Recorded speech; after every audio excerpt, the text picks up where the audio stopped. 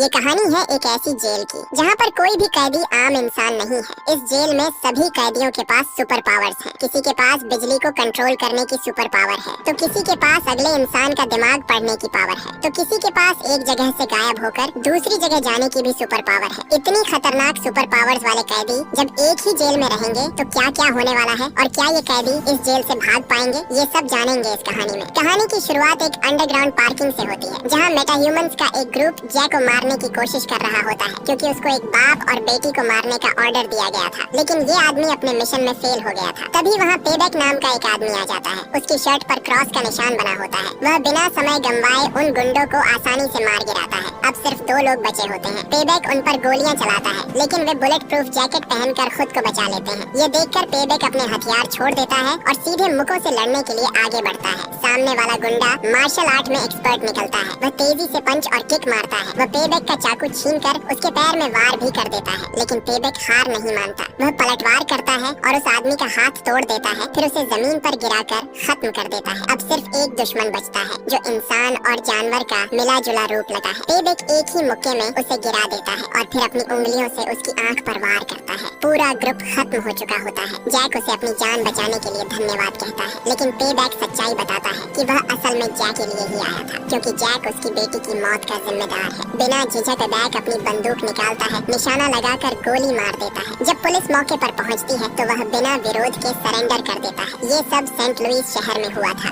यही वह शहर है जो पल्स नाम की एक न्यूक्लियर घटना का शिकार बना था। उस घटना ने घरों को तबाह कर दिया और लोगों को रेडिएशन से दूषित कर दिया। जो लोग बच गए उनमें म्यूटेशन हो गया और उन्हें सुपर पावर मिल गई। अपराधियों ने इन पावर का फायदा उठाना शुरू कर दिया। हालात काबू में करने के लिए अमेरिकी सरकार को सख्त कदम उठाने पड़े। सबसे बड़ा कदम था एक मैक्सिमम सिक्योरिटी जेल का निर्माण करवाया, जिसका नाम सेंटिब्रॉन था। यह जेल खास तौर पर सुपर पावर वाले अपराधियों के लिए बनाई गई थी। इस जेल का वार्डन डेवेलिन है, जो एक करप्ट अफसर है और सुपर पावर वाले लोगों को कैद करके खुशी महसूस करता है, चाहे वे अपराधी हों या नहीं। एक सुबह उसे खबर मिलती है कि नए कैदियों का एक ग्रुप आने वाला है, जिसमें पेबैक और एक युवा ड्राइवर डिएगो डियाज भी शामिल है। जेल पहुंचने पर उनका सामना ऑफिसर डैनी और लिज मोरालेस से होता है। इन सब का लीडर कैप्टन जेसन ब्रॉडी है। जांच के दौरान उन्हें वार्निंग दी जाती है कि जेल में रहते समय उनके पैर में एक खास पट्टा लगाया जाएगा। इस पट्टे के जरिए नेली नाम का एक पदार्थ दिया जाएगा, जो उनकी सुपर पावर को बंद कर देगा। सिर्फ इतना ही नहीं, अगर कोई कैदी हंगामा करता है तो कॉलर को एक्टिवेट करके उसे बिजली का झटका भी दिया जा सकता है। पेबैक इससे बिल्कुल नहीं डरता, लेकिन कप्तान थोड़ा शो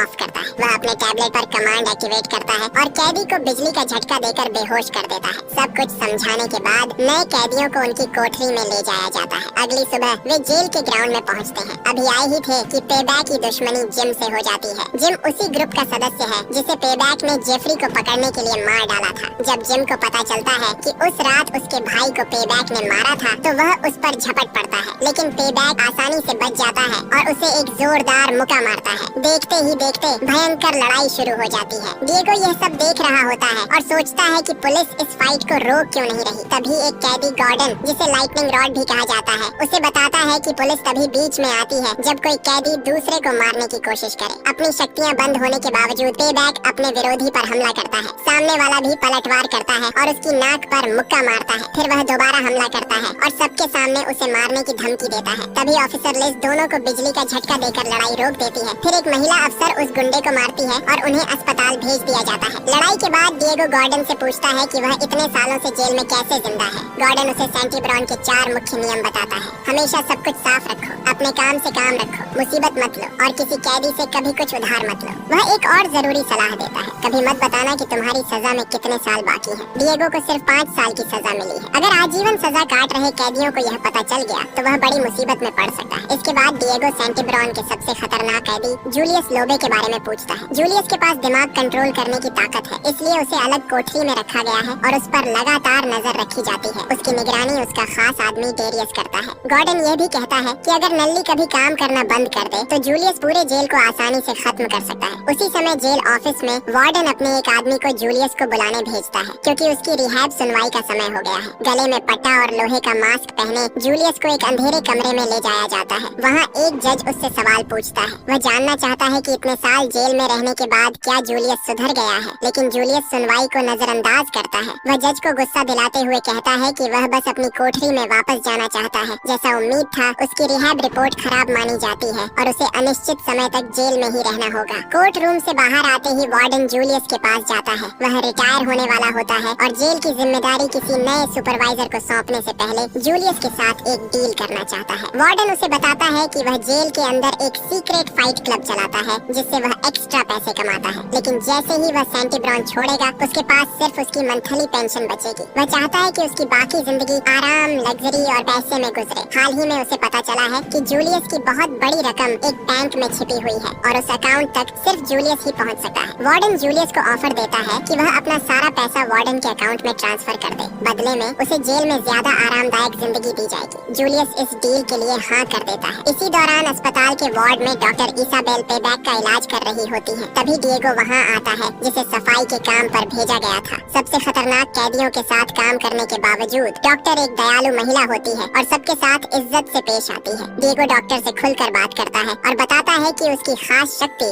दूसरों की भावनाओं को गहराई से महसूस करना है। वह कहता है कि वह कोई खतरा नहीं है और उसे गलत तरीके से जेल में डाल दिया गया है। डॉक्टर को डिएगो पर दया आ जाती है और दोनों बातचीत करते रहते हैं। तभी डॉक्टर को जूलियस की मेडिकल जांच के लिए दूसरे कमरे में बुलाया जाता है। वहां पहुंचकर वह उसका चेकअप शुरू करती है, लेकिन उसे पता नहीं होता कि पेबैक स्ट्रेचर से उठ चुका है और उसके पीछे पीछे वहां पहुंच गया है। डॉक्टर को दुनिया के सबसे खतरनाक खलनायकों में से एक की देखभाल करते देख पेबैक गुस्से में आ जाता है। वह डॉक्टर पर हमला कर देता है और उसे तब तक मारता है जब तक वह बेहोश नहीं हो जाती। इसके बाद वह जूलियस को खत्म करने के इरादे से आगे बढ़ता है, लेकिन जैसे ही वह उस पर हमला करने वाला होता है, तभी डिएगो कमरे में आ जाता है और पेबैक को रोक देता है। वह बदला लेने के लिए आगे बढ़ता है और उसे काबू में कर लेता है। इसी बीच एक पुलिस वाला समय पर पहुंच जाता है और पेबैक को पकड़कर उसकी कोठरी में वापस ले जाता है। डिएगो के इस साहसिक काम से वह बाकी कैदियों के बीच पॉपुलर हो जाता है। दोपहर के खाने के समय कैदी उसे अपनी जेली देकर उसका सम्मान करते हैं। कुछ देर बाद गॉर्डन भी आता है, अपने दोस्त को बधाई देता है और कहता है कि अब कोई उसे परेशान नहीं करेगा। अचानक डेरियस भी डिएगो को अपनी जेली देता है और उसे गलियारे में बुलाता है, क्योंकि जूलियस उससे बात करना चाहता है। जब डिएगो जूलियस की कोठरी में पहुंचता है, तो जूलियस अस्पताल में किए गए काम के लिए उसे धन्यवाद देता है और वादा करता है कि सही समय आने पर वह उसकी मदद करेगा। डिएगो को समझ नहीं आता कि जेल के सबसे खतरनाक कैदी की मदद लेना सही है या नहीं, लेकिन थोड़ी देर बाद वह यह प्रस्ताव मान लेता है। जेल ऑफिस में वार्डन अपनी सेक्रेटरी फेलिशिया की मदद से अपने फेयरवेल की तैयारी कर रहा होता है। तभी कैप्टन ब्रोडी वहाँ आता है। वार्डन उसे बताता है कि वह जूलियस का इस्तेमाल करके उसकी संपत्ति अपने नाम करवाने वाला है, इससे पहले कि वह पद छोड़ दे। ब्रोडी, जो जेल के अंदर की फाइट और करप्शन से परेशान है, इस आइडिया को मना कर देता है और चुपचाप कमरे से चला जाता है। उधर फेलिशिया अपने बॉस के रवैये से नाराज होती है और कहती है कि अगर अधिकारियों को यह बात पता चल गई तो वह बड़ी मुसीबत में पड़ जाएगा। लेकिन वार्डन को इसकी कोई परवाह नहीं होती। वह कहता है कि उसे फेलिशिया की मदद चाहिए। उसे पता है कि फेलिशिया उसकी नौकरी चाहती है, इसलिए वह उसे 2 लिफाफे दिखाता है। पहले लिफाफे में उसके लिए सिफारिशी पत्र होता है, जिससे वह नई सुपरवाइजर बन सकी है। दूसरे लिफाफे में उसके खिलाफ कई आरोप होते हैं, जिन्हें वह तब इस्तेमाल करेगा अगर फेलिशिया उसकी मदद नहीं करेगी। अपने बॉस के इरादे समझने के बावजूद फेलिशिया शर्तें मान लेती है, क्योंकि उसे यकीन है कि जब वह सुपरवाइजर बनेगी तो सेंटी ब्राउन के हालात बदल देगी। एक और दिन गुजरता है और गॉर्डन को सुनवाई के लिए बुलाया जाता है। वहाँ उसे साबित करना होता है कि वह सुधर चुका है। उम्र कैद की सजा के 10 साल पूरे करने के बाद वह कहता है कि उसने अपने तरीके बदल लिए हैं और जो कुछ सीखा है उसे दूसरों के साथ शेयर करने के लिए तैयार है। दुर्भाग्य से जज उस पर भरोसा नहीं करते। वे कहते हैं कि सभी कैदियों में से वही